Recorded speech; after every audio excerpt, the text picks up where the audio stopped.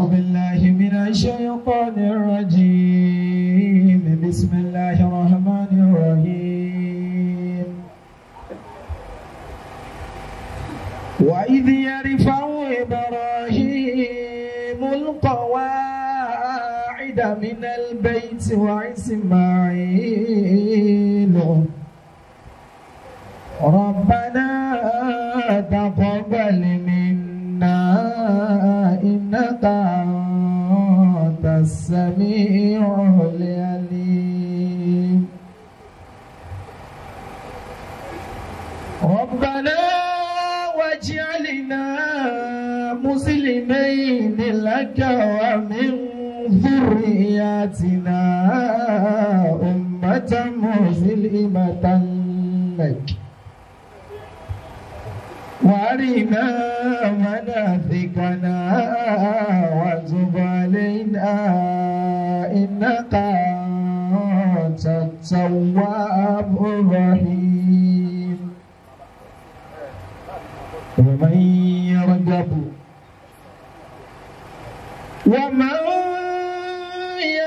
عن ملة إبراهيم إلا من سفي نفسه ولقد اصطفيناه في الدنيا وإنه في الآخرة لمن الصالحين نبي الهدى يا رسول السلام ويا مرسلا رحمة للعالم عليك الصلاة عليك السلام وصحبك والتابعين الكرام نبي الهدى يا رسول السلام ويا مرسلا رحمة للعالم عليك الصلاة عليك السلام وصحبك والتابعين الكرام صلوا على النبي الكريم صلى الله عليه وسلم صلى الله عليه وسلم lápapọ̀ ẹ̀dí aṣọ ìpé Allahu Akbar Allahu Akbar ẹ̀dí agbé ọlọ́run tóbi lẹ́ẹ̀kẹsí Allahu Akbar agbé tóbi tóbi mẹ́ta Allahu Akbar kabira àkí ọlọ́run Allah bí àtìmọ́ ẹnìkan ò lè kí ọlọ́run bọ́lọ̀ ti tó Allahu Akbar bẹ́ẹ̀ náà la kí ànábì wa Muhammad sallallahu alayhi wa sallam ní àtìmọ́ ẹnìkan ò lè ròyìn ànábì tó bá ànábì ti tó sallallahu alayhi wa sallam ọba tó ní gan òyìn ẹ̀ṣẹ́kù lò kágbọ́n wà láwọn èèyàn àwọn èèyàn ti kọ ohun tí wọ́n kọ pa ànábì wọ́n wá kọ débi pé ẹ̀ẹ́tùmọ̀ ọ̀gbìn pé kí làwọn yóò tún wá kọ lẹ́yìn tí wọ́n kọ àwọn èèyàn tó wá ń dé lẹ́yìn tí wọ́n kọ wọ́n tó wá ní nǹkan kọ ẹni tí wọ́n rí pé ẹni tẹ́ mọ ìtẹ́ lẹ́yìn tálà nàbí Muhammad sallallahu alayhi wa sallam ìjọ tàfà Abu Seri tó yin ànábì ó yin síwájú ó yin sẹ́yìn ó lọ ọ̀tún ó lọ àlàáfíà wípé kò síbi tá àti lọ àwọn èèyàn tún dé lẹ́yìn Abu Seri wọ́n tún yin ànábì níyìn tó tún kọjá ti Abu Seri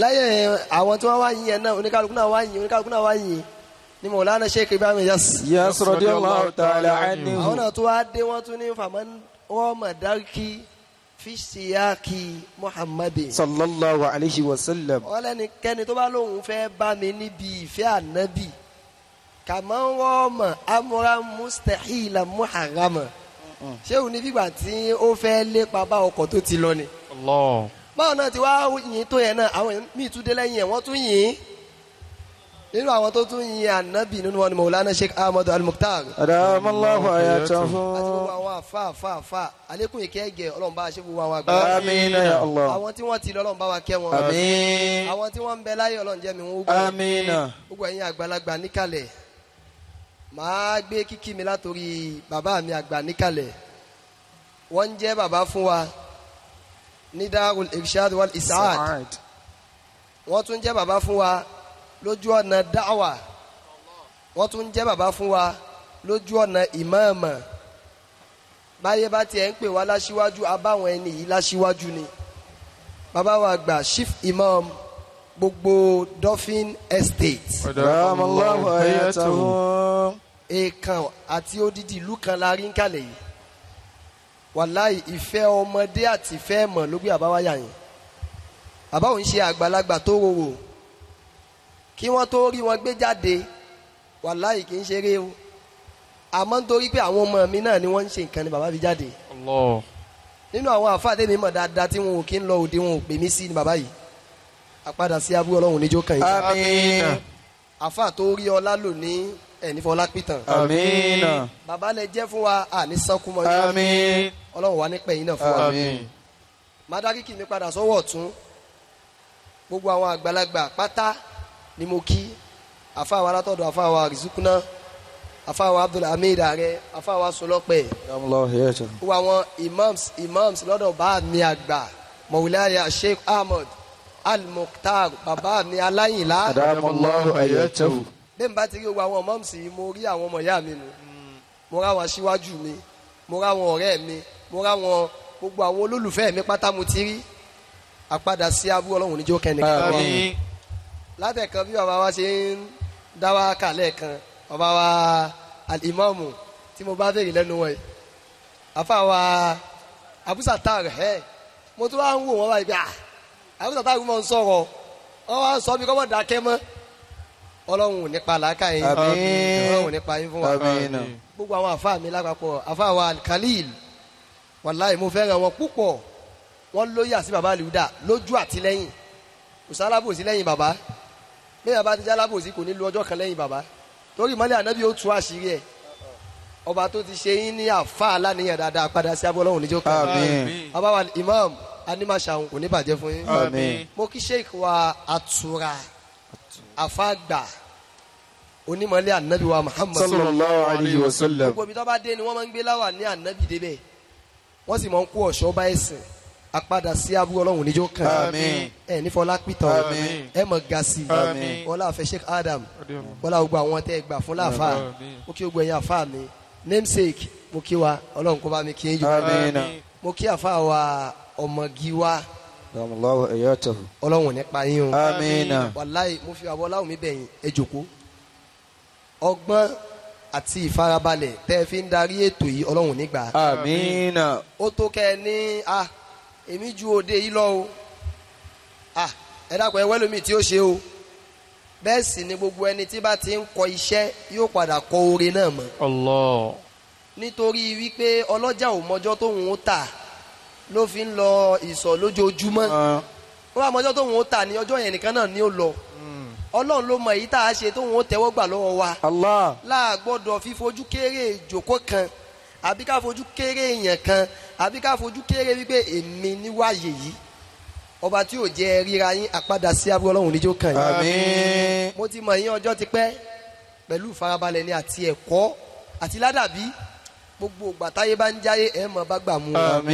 ẹ̀yin fọlá pìtàn ẹ̀ dàpọ̀ ìjòkó mo kí àfa wa tí wọ́n jẹ́ ọ̀rẹ́ tímọ́tímọ́ fún àfa wa Abdullah ẹ̀ ní wàrà yín tì o. Àmín. mo kí ẹ̀yin ìyá mi ẹ ṣeun púpọ̀ gbogbo ìgbà táwọn ọmọ yín náà bá ta tẹ́ǹtì dùnnú wọn ò mọ ráwọn èèyàn bá wọn jù. Àmín. gbogbo ìgbà tó bá yẹ kẹ́ ẹ na sẹ́lẹ̀ kẹ́ ẹ mọ̀ jẹun ọmọ ọlọ́run ò ní fi ń ṣàwátì. Àmín. ilé yín àtọ̀nà yín kò ní dàrú. Àmín. ká mi ń fi àtẹ́ńkọ̀lé ilà tí ń gálà bá ti fi àtàǹkẹ̀sí ra ọlọ́run wọlé abẹ́ ti dùn àfààní gbogbo ọjọ́ ayé yín pátá ọlọ́run mọ̀ fi dùn inú. Àmín. bí ẹ̀ka bá ń bẹ yín àyín tó ní ti ń bànú jẹ́ ọlọ́run ó wọlé adédé àsìkò yóò sì sọ́ dídùn fún wa. Àmín. wala la hawla wala quwwata illa billahi al-azim. gbogbo àwọn afa wa FJ latest naija àwọn alárafa ní gbogbo ìgbàanu tí wọ́n ti kọjá alárafa ọdún kan aláàfáà ní gbogbo ìgbà náà. àtúní umura gbogbo ìgbà náà. tí bá ti rí fọ́tò latest tí mo rí fọ́tò FJ inú mi máa ń dùn ni àwọn fọ́tò yẹn ó mọ̀ tún upload kò ní gbó àwọn fọ́tò kan bẹ tó bá ti edit ẹ̀ jù tó bá upload ẹ̀ lónìí lọ́la yóò kàn mọ́ drop quality ni. Allah. àmọ́ àwọn fọ́tò àwọn eléyìí kì í drop quality ó lo fọ́dún mẹ́ta ó wò bí wọ́n ẹ̀ṣẹ̀ yá ni agbada sí abúlé ọlọ́run níjó kan yìí Àmín. Sufi TV mo kí yín mo ní mẹ́sẹ̀gì kékeré kan tí mo fẹ́ pass kí n tó máa lọ lórí àfàwà Abdullah Zakaria ọlọ́run ò ní fi ilé iṣẹ́ àṣemọ́. Àmín. Al-Qur'an ọlọ́run bá wa sọ̀rọ̀ nínú Suratu Taha. A'udhu billahi minash shaitanir rajim. Bismillahir rahmanir rahim. Wa ma tilka biyaminika ya Musa. Ìṣàwárí ara ẹni ó ṣe pàtàkì. Ọ̀nà méjì wá lèèyàn ń gbà ṣàwárí ara ẹ̀. Nínú kéèyàn ṣàwárí ara ẹ̀ fúnra ẹ̀. Àbí káwọn èèyàn kí wọ́n ṣàwárí ara ẹ̀ fún kí wọ́n rí wípé lágbájá nǹkan báyìí ní ń bẹ lára rẹ̀. nínú kó ṣàwárí ara ẹ fúnra rẹ àbí káwọn èèyàn ṣàwárí ara ẹ fún ẹ.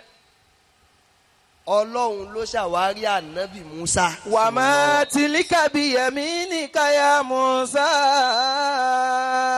Ó ní wọ Musa kí ni ń bẹ lọ́wọ́ rẹ̀ yẹn. Qala hiya asaya. Ànábì Musa ní ọ̀pá mi ní. Atawakkalu alayha wa ushu biha ala ghanami. Bá ń lajú rẹ̀ dáadáa kó wá bá mi ká. Atawakkalu alayha wa ushu biha ala ghanami. Tún ayé Al-Qur'ani yẹn wò dáadáa tún wò dáadáa kó bá tún kà ó yá. Wa ma tilka biyaminika ya Musa. Qala hiya asaya. Atawakkalu alayha wa ahushu biha ala ghanami. Wa ahushu ni kì í ṣe wa uhushu. Wa ahushu biha ala ghanami. Ànábì Musa. Alayhi salatu wassalam. Ọlọ́run ló ṣàwárí Musa fún un. Musa ò ṣàwárí ara ẹ̀. Ó ní wọ Musa kí ló wà lọ́wọ́ rẹ̀? Musa ní ọ̀pá mi ni. Ọlọ́run ní kí ló fi ń ṣe? Ó ní èmi fi ń dẹran jẹ ni. Ó ní lẹ́yìn yẹn ń kọ́ tí n bá tún wá fi dẹran jẹ tán èmi ò wá sùn lórí ọ̀pá yẹn. Waliya fiha maharibu ukhra. Ó ní bákan náà mo tún máa ń fi ọ̀pá yìí ṣàwọn nǹkan míì bóyá ejò ń bọ̀ bóyá mo rí oko kan màá kàn fi ọ̀pá yìí màá fi clear ọ̀nà mi. Qala alqiya ya Musa. Ọlọ́run ní ọ̀pá tí ń bẹ lọ́wọ́ rẹ̀ yẹn ó tún lè ṣiṣẹ́ kọjá abi tí wọ́n mọ̀ yẹn. Ẹ rí ọmọ mi ẹ wá wò pé ọmọ yìí lóhùn ẹ wá béèrè lọ́wọ́ pé kí ló ń ṣe ẹ̀mí náà ń tẹ̀lé ẹnìkan mò ń gbé orin lẹ́yìn wọn ẹ wá rí i pé n tí wọ́n ń ṣe yìí tún ju orin tó ń gbé yẹn lọ. Ẹ wá bá a discover ara rẹ̀. Qala alqiya ya Musa. Ọlọ́run ní ju ọ̀pá yẹn lẹ̀ tó bá jù ú lẹ̀ wá rí n tí ó ṣẹlẹ̀. Fa alqaha fa idha hiya hayyatun tas'a. Nígbà tí Ànábì Musa ju ọ̀pá lẹ̀ lọ́pàá bá dejò. Allah. Lẹ́gùn bá bá wípé ejò ni mò ń mú kiri látijọ́ yìí. Qala khudhiha wa la takhaf. Ọlọ́run ní mú mọ́ bẹ̀rù. Sanu'iduha siratal ula. Ọlọ́run lórí ejò tó dì lónìí òní yìí kọ́ ni yóò dára yẹn ara yẹn ń bẹ níwájú tí ó dà. Allah. Afa Zakaria a kì í ta tẹ́ǹtì lóòjọ́ káréyàn lóòjọ́. Masha Allah. Sí nítòsí Maulana Sheikh Ahmad Al-Mukhtar lẹ́yìn Burda Day tọdún yìí èmi àti bàbá wa ń sọ̀rọ̀ bàbá wa ní tọdún yìí ó lárinrin ó tún dùn yàtọ̀ débi wípé inú èmi gan dùn wípé n ta bẹ̀rẹ̀ bí eré yìí ló ti dòótọ́ yìí. Sanu'iduha siratal ula. Burda Day 1 ó ní fọ́tò tó gbé wá ẹ wo tọdún yìí ó ju mólídì ẹlòmíì lọ. Wallahi. Káwálà àti ìṣe mólídì ẹ dákun a ti parí mólídì. Bẹ́ẹ̀ lómi bá rí àfù èrò tá a rí ní Burda Day tó bá rí ní mólídì ó ti parí mólídì. Àwọn ò dẹ̀ tí bẹ̀rẹ̀ mólídì rárá. Àmọ́ bẹ̀ yẹn kọ́ la ti bẹ̀rẹ̀ o. Níjọ́ kọ́ bẹ̀rẹ̀ yẹn ọlọ́ni Sheikh Ahmad Al-Mukhtar ó bẹ̀rẹ̀ ní Sanu'iduha siratal ula. Ó ní tó wo lónìí yẹn tó bá onú jẹ́ yẹn wàá tún wò tínú rẹ̀ ó dùn. Allah. ejò tó dì lónìí yẹn òní yẹn kọ́ lejò yẹn ó dára. Allah àrà tí ó dá ń bẹ ń wájú. mú ejò rẹ kó sì tọ́jú ẹ̀ padà kó sì mọ lọ kó dọ̀pá ó wá mú ọ̀pá rẹ̀ wá mú lọ ó náà wá wò pé ìjọ wo ni wàá fọ̀pá yìí dára báyìí. wàdìmúmú yàda kàyìnlá janáhìkà. ọjọ́ tí ó fi dára ọlọ́run ò fi hàn títí tọ́lọ́run padà wá fi ara ẹ̀ hàn látara wípé ó yá lọ jíṣẹ́ fún Fìràwọ́nà ó wá dọ́dọ̀ Fìràwọ́nà wá ní ìwọ ó jíṣẹ́ fún mi èmi láwọn òpìdán wọn ó jẹ́wọ́ wípé ò tó nǹkankan wọn wá ju ọ̀pá wọn lẹ̀ ọ̀pá wọn wá dejò ọlọ́wà ní Musa ọ̀rọ̀ ọjọ́ kìíní àná yẹn àsìkò ẹ̀ ti tó. Allah ó yá ọ̀pá yẹn ó yá jùlẹ̀ lónìí tó bá ti bẹ̀rẹ̀ lóòjọ́ kò ní kalẹ̀ gbogbo ẹni tó ní kàn ìyá náà ni ẹ lọ wádìí ẹ̀ dáadáa nínú kó jẹ́ pé òun ló ti kọ́kọ́ jìyà àbí wọ́n ti bá jìyà bẹ́ẹ̀ yóò bá ti wá réèyàn bá jìyà kò sórí ibú bíi pé mo bẹ̀rẹ̀ ìyà kíyà yẹn ṣàpín lórí mi ni. sanu'idu asirata liula. Ọlọ́run fẹ́ kírètì ẹlòmíì ó fẹ́ kó strong yóò wá tari problem sí. Allah. bí life ẹlòmíì bá soft orí ẹ̀ náà máa soft tó bá ti ń rí ní ọrùn a kàn máa jẹun a kàn máa mu ni kò ní ronú wípé òun fẹ́ ga. Allah. Ọlọ́run wàá gbé ẹbí rẹ̀ yóò wá sọ wọ́n di ọ̀tá fún un àwọn tó yẹ kó ṣàánú rẹ̀ ò wá ní ṣàánú rẹ̀ àwọn èèyàn tó yẹ kó rí kò ní rí wọn ojú rẹ̀ ó wá wálẹ̀ yóò kúta Ọlọ́run ọ̀nà ti pin ó yá fọ́nà hàn mí Ọlọ́run ni afẹ́sọ ẹ́ dèèyàn báwọn. Anabi Ibrahim aleyhi salatu wa salam. òun ló wá ṣàwárí ara ẹ̀ Ọlọ́run kọ́ ló ṣàwárí Ibrahim fún Ibrahim. falamma ra'al qamara bazigan qala dha rabbi. ọ̀nà méjì lèyàn ń gbà ṣàwárí ara ẹ̀ nínú kí wọ́n bẹ́ẹ̀ ṣàwárí ara ẹ̀ àbí kò ṣàwárí ara rẹ fúnra rẹ. nínú àwọn àgbàlagbà kì í ṣe pé tó yẹ pé mo wà ń lé Maulana Sheikh Ahmad Al-Mukhtar adamallahu hayatahu nínú àwọn àgbàlagbà tí wọ́n máa ń ṣàwárí èèyàn ní baba Al-Huda. mo rántí ọdún náà lọ́hùn à ń ṣe fíìmù Lárúbáwá mo wá kó késẹ̀tì lọ bá bàbá ń lé pé bàbá a fẹ́ wá ta késẹ̀tì ní Al-Huda. bàbá ní àlẹ́ àrírí kó késẹ̀tì náà wá kó o sì wọ agbádá wá nítorí pé o ṣe wáàsí. Allah. èmi ò sì fẹ́ràn wáàsí lọ́dún náà lọ́hùn mo wá sọ pé wáàsí kọ́ lè ń fẹ́ ṣe o èmi fẹ́ ta késẹ̀tì ni o ṣé ẹ fẹ́ mi ta késẹ̀tì tèmi kẹ́ kó fẹ́ mi o ṣé o ní àníwọ̀ agbádá wá kó wá ṣe wáàsí. mo wá débẹ̀ lọ́jọ́ náà àníyàn mi ni pé kó ta késẹ̀tì bàbá ní kọ́kọ́ ṣe wáàsí náà ká tó sọ̀rọ̀ pa késẹ̀tì rẹ̀ àwọn àfáà mi wọ́n jẹ́rìí. mo wá wò pé mi ò bá wà síwájà yìí o mo ṣáà mú àfáà Abdullahi tẹ̀lé mi mo máa wọ àfáà kan lọ pé wọ́n ṣáà ní a ṣe wáàsí àmọ́ késẹ̀tì ló wà lójú tèmi. mo wá parí wáàsí lọ́dún náà bàbá wa ń sọ pé ṣé gbádùn rẹ̀ àwọn ìjọba wa la gbádùn rẹ̀ bàbá ní tí mo fẹ́ kẹ́ ẹ rí náà nù ó yẹ wá ra késẹ̀tì rẹ̀. falamma ra'al qamara bazigan qala dha rabbi. èmi ò rí wáàsí yẹn nírí wípé mo lè ṣe èmi ò dẹ̀ rí nírí pé ní tí mo lè jòkó tì ní torí èmi kọ́kọ́ kórìíra báwọn afáàṣe máa ń ṣe lóde mo kórìíra ẹ̀ gan àmọ́ lóde àmọ́ fẹsẹ̀ gbálẹ̀ àmọ́ jàsówó àwo mo kórìíra ẹ̀. bàbá ló wá ní àní tí wàá ṣe rèé. Allah. lẹ́yìn yẹn ìṣẹ̀lẹ̀ kan tún ṣẹlẹ̀ mo lọ bá bàbá lọ́fíìsì bàbá ń sọ wípé àfàlẹ̀ àríyá ẹ padà mọ́ ṣe àdúrà o mo ṣe délé báyìí mo kàn sọ fáwọn ọmọ mi ni pé ó dà pé torí pé mo fẹ́ràn bàbá yìí ti ń misuse opportunity yìí o. kọ́ máa sọ fún mi pé kémi mọ jòkó àdúrà Allahumma ya Rabbi ìbò mo ti ráyè gbogbo ẹ̀dẹ̀gẹ́dẹ̀ yẹn mo ti ráyè rádaràdà mo wá kó ọ̀rọ̀ náà dànù àfàlù bá kí wọ́n jẹ́rìí wọ́n á ní ìfọ̀nà kí mi dọ́dọ̀ báyìí mọ́ o èmi ń ṣe wáàsí mò ń kọ́ mọ́ ń ké mò ń ṣe késẹ́ẹ̀tì fíìmù tẹ́mi mọ́ tẹ́mi fẹ́ ṣe nu o. mo tún lọ àsàlátù. èwo tún ni àsàlátù ká máa ṣe àdúrà lẹ́yìn ọdún méjì ìkan lára àwọn jàmáà tí wọ́n máa ń gbọ́ wáàsí mi wá ní bàbá bá ti ń gbọ́ wáàsí yìí ẹ máa ṣàdúrà kẹ́sì máa ṣe live program fún wa. Allah. mo wá ní èmi ò ráyè gbogbo à ń jòkó ti kámẹ́rà 1 hour 30 minutes tí bá ti ṣe wáàsí ẹmú yìí tó bá wúlò ń bẹ̀ kẹ́ mọ́ lọ́nu kò tún pẹ́ ẹlòmínà tún sọ ó wá di èèyàn mẹ́ta mo wá padà sórí ọ̀rọ̀ tí bàbá yìí sọ. falamma ra'al qamara bazigan qala dha rabbi. ó wá di ní ìwọ̀lẹ́ ọjọ́ kan èmi àtàwọn ọmọlẹ́kéwù wọ̀lẹ́ àwa ń retí àwọn ọmọ àwọn ọmọ wa débi ọwọ́ aago 6 rọ̀lẹ́ nígbà tí wọ́n dé àfáàrọ̀ yìí mú ló wá gbowó àlàmísì yẹn ó wá gbowó náà jọ mo wá ní èlò ní gbogbo owó náà jẹ ó wá ní 300 naira gbólóhùn tí mo sọ ní ọ̀nà ni pé owó tí ò ra ṣàwámà mo ní tó bá rí bẹ́ẹ̀ ẹ bá mi pe àwọn náà wá kọ́ wọlé wá àdúrà tá a ṣe fún wọn ẹ̀yin nìkan kọ́ là á ṣe fún wọn lónìí a sọ di live program náà. Allah. táwọn òbí yín ò bá gbádùn àwọn ẹlòmíì lè padà mọ́ gbádùn tí wọ́n mọ̀ sọjọ́ fáwa. mo wá padà sí tí bàbá yẹn sọ níjọ́ kínní àná pé ó dẹ máa ṣe àdúrà yìí náà.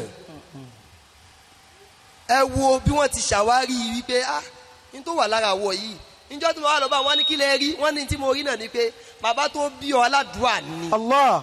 àdúrà bàbá rẹ náà ní wéè tó bá ní yóò rí bẹ́ẹ̀ fún yàn àdúrà àti bàbá rẹ náà jẹ́ o máa rí bẹ́ẹ̀. Falamma ra'al qamara bazigan qala dha rabbi.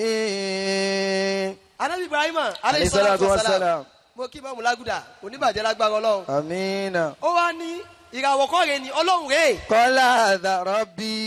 Ànábì Ibrahim ní ọlọ́run mi rẹ. Falamma afala qala la in lam yahdini rabbi. Ànábì Ibrahim ó lọ́dọ̀ discover ààrẹ pé ta ni mí ta lọ́lọ́run.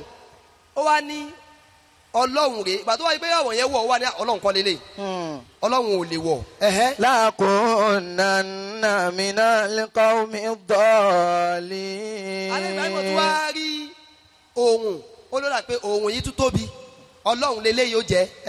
Falamma falati qala ya qawmi inni barihum mimma tushrikun. ó ní ohun yìí náà tútù wọ ohun yìí ò ń ṣe ọlọ́run. àṣẹ̀yìnwá àṣẹ̀yìnbọ̀ Ibrahim wá discover yìí pé ohun kọ́ ló dáyé ìràwọ̀ kọ́ ló dáyé ọlọ́run ló dáyé ẹrú ọlọ́run lòún ṣe. Inni wajjahtu wajhiya lilladhi fatara samawati wal ardi hanifa. ẹ rí i pé ọlọ́run kọ́ ló sọ fún Ibrahim pé ta ni ẹ Ibrahim ló ń ṣèwádìí pé ta ni mí nínú ẹni tó ṣèwádìí ara rẹ̀ pé ta ni mí làfáà wa Sauty wa. Masha Allah. ó ń wádìí ara rẹ̀ lóòrèkóòrè pé kí ni mo lè ṣe láti ibì kan bọ́ síbì kan wàláhì onígbìyànjú ló wà ń kalẹ̀ yìí o tóun náà ń gbìyànjú pé alẹ́ mi náà fẹ́ déyàn láyé èmi náà fẹ́ ṣerú ẹgbẹ́ màmá ń retí mi ń lé èmi náà fẹ́ kó èrè oko délé wàláhì bí mo ti jòkó mbẹ̀ mo ti ń sunkún wípé bẹ́ẹ̀yàn bá mọ èrè tí ń bẹ́ mi kéèyàn mọ kún ẹni tí ń bọ̀ lọ́wọ́ ni o bá mọ̀ ti kún ẹnì kankan lọ́wọ́ àfẹ́ni tí bá ń bọ̀ gbogbo ẹ̀yin tẹ́ lọ́ ń wéèsì owó fáwọn tó ti dókè yẹn ẹ kàn ń wéèsì ẹ̀ ní kò wúlò àwọn tí wọ́n nílò owó lélẹ́yìí ẹni tí ò ti bẹ̀rẹ̀ rárá èèyàn ti ń lo mọ́tò tẹ́lẹ̀ ó fún mọ́tò mi. ní ẹ mọ̀ fún wọn àmọ́ oore sí ni àmọ́ kò tó ẹni tí ò tí ì ní nǹkan kan tẹ́lẹ̀. Allah. kódà kẹ́ ẹ fún un ní Toyota tá yóò lò mọ́ yóò dúpẹ́. ẹ wàá gbé mọ́tò dọ́dọ̀ ẹni tó ti ní mọ́tò tẹ́lẹ̀ yóò tún máa yẹ̀ wò pé mọ́tò yìí náà yàtọ̀ sí mọ́tò tí mò ń lò tẹ́lẹ̀. Allah. yóò tún wá downgrade oore fún yín àwọn tẹ́ ẹ lè ṣe lóore rèé ẹlòmíì fún àfáà mi lówó ó tún wo báyìí kódà kò dúpẹ́ àwọn àfáà kan bẹ kan ju 10,000 naira sí wọn wọ́n fẹ́ kí ọ̀pá. Wàláì àràárọ̀. wọ́n fẹ́ kí ọ̀pá pé 10,000 kí ni mo ṣe fún yín àárọ̀ ni wọ́n á kí ọ lé. Sauty ń gbìyànjú ṣé wàá rí lẹ́yìn tí wọ́n bá discover rẹ̀ tán ẹ wá jẹ́ nsọ ogun tó wà lẹ́yìn ẹ̀ ogun tó wà lẹ́yìn ẹ̀ lógun tá Ànábì Ibrahim pàdé wípé.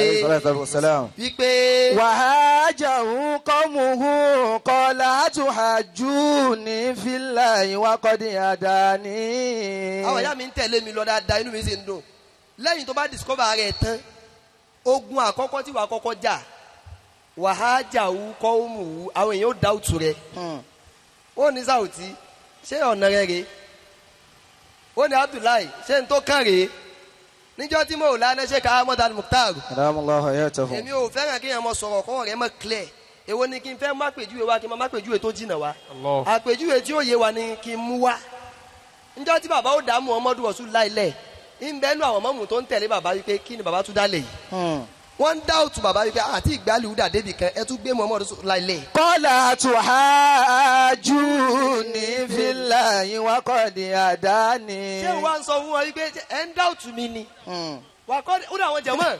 wa qad hadani. ṣé òun ni Ọlọ́run ló fi mímọ́ náà pé kí n dá Muhammadu Rasulullah ilẹ̀. wa qad hadani. Sauty Ọlọ́run ló ní o dálẹ̀ máa lọ Ọlọ́run kò túmọ̀ yìí pé lọ́wọ́ kan náà ló bá Ọlọ́run bẹ̀. Allah. tó bá ti gbọ́ yé ò ní ṣìnà Ọlọ́run ó sọ pé máa lọ àmọ́ o lè má ti bá Ọlọ́run bẹ̀ àmọ́ wàá padà bá ń bẹ̀. Allah. ó sì ń tòsí. àgbọ́yé. ọ̀pọ̀ èèyàn ni ó sọ pé mo ti dé bus stop tí wàá dé bus stop tó ní bá ń bẹ̀. bọ́lọ̀ ń bá ní máa lọ ẹ wo jọ́sọ̀rọ̀ sọ fún Musa pé yá máa lọ Musa wá ń lọ ó wá kan odò Musa wá ní Ọlọ́run wọ̀dà àwọn ìjọba Musa ní bíbí àwọn ọba ti bá wa yé wá bàjẹ́ nù ṣé bó ní Ọlọ́run ló ní ká máa lọ bíbá yìí ni kò sọ́nà mọ́ ó ní Ọlọ́run ní òun máa dúró dè mí báyìí. falamma tara al-jam'ani qala ashabu Musa inna lamudrakun. wọ́n ní Musa kò sọ́nà mi tọ́lọ̀ ní àgbà yìí. qala kala innama innama hiya rabbi sayadin. ẹ bá mi yóò bá fún àwa Abdullahi wípé qala kala innama hiya rabbi sayadin. Musa ní láíláí ọ̀nà wà no ẹ má sọ pé kò sọ́nà ọ̀nà wà ó ní innama hiya rabbi Ọlọ́run ní bẹ pẹ̀lú mi sayadin ni afọ̀nà hàn mí àwọn yẹn wá ní ọ̀nà nínú odò yìí. qala kala. níjọ́ tí àbá lùdà bẹ̀rẹ̀ Muhammadu Rasulullah àmọ́ pé Muhammadu Rasulullah ní ọkọ ní mọ́sálásí. qala kala. ẹ wo gbogbo wàhálà bàbá lórí àlùdà branches káàkiri èrè rẹ̀ inú Muhammadu láti kó. qala kala. sàǹtí ó lè ṣe léyìí kó má jèrè rẹ̀ ń yà yín àmọ́ wàá padà jẹ́ ń bì. qala kala innama hiya rabbi sayadin. Ọlọ́run mi ń bẹ pẹ̀lú mi Ọlọ́run mi ò ní fi mí lẹ̀ kódà kó dóríta mẹ́ta kò yé mi mọ́ Ọlọ́run kí ló ń jẹ́ oríta mẹ́ta kò yé mi mọ́ ta ló lóríta Ọlọ́run ló lóríta bóríta bá dojú mọ́ bá oríta sọ̀rọ̀ mọ́ bá Ọlọ́run tó lóríta sọ̀rọ̀. innama hiya rabbi sayadin. ẹ̀kọ́ tá a gbé sóríta báwọn tó wà lóríta kọ́ wá gbé wọn ò tí ì gbé dìse. tí wọn bá gbé ó wá ku ẹni tó lóríta gẹ́gẹ́ pé Ọlọ́run yà wọ́n ló kù. innama hiya rabbi sayadin. Abdullahi Ọlọ́run bẹ pẹ̀lú rẹ o láti àpò tèmi èmi ò ní nǹkan kan 20,000 fún lọ́ọ̀ṣì tíra subhana rabbika. rabbil izzati amma yasifun wasalaamu ala al-mursalin walhamdulillahi rabbil alamin. jazakallahu man fakita khairan. jazakallahu man fakita khairan. من الإرشاد أو إسعاد قومي من الإرشاد أو إسعاد قومي بابا مولانا الشيخ إبراهيم بابا وعريري